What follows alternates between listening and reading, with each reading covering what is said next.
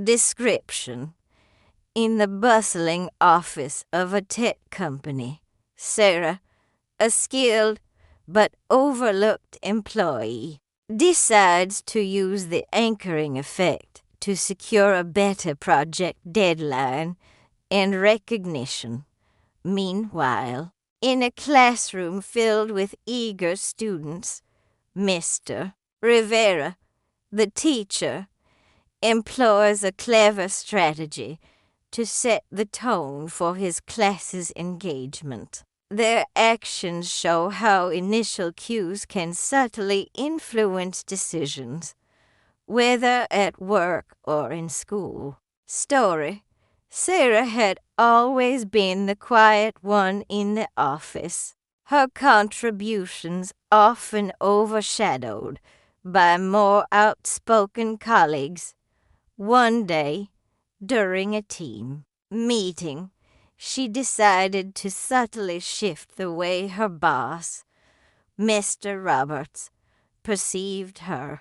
When discussing the timeline for a new project, she casually mentioned a much tighter deadline she had in mind.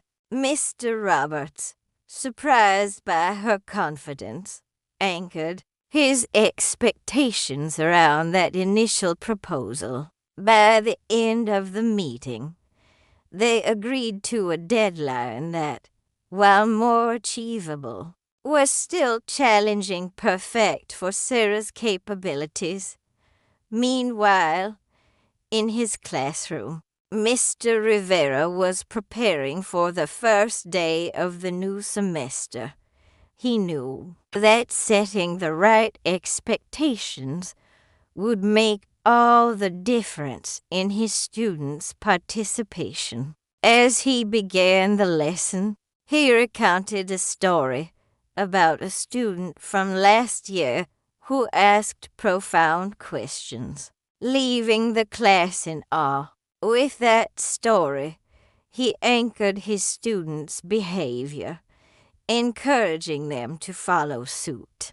By the end of the session, the students were eagerly raising their hands, ready to share their thoughts, knowing they were now part of a class that valued intellectual engagement.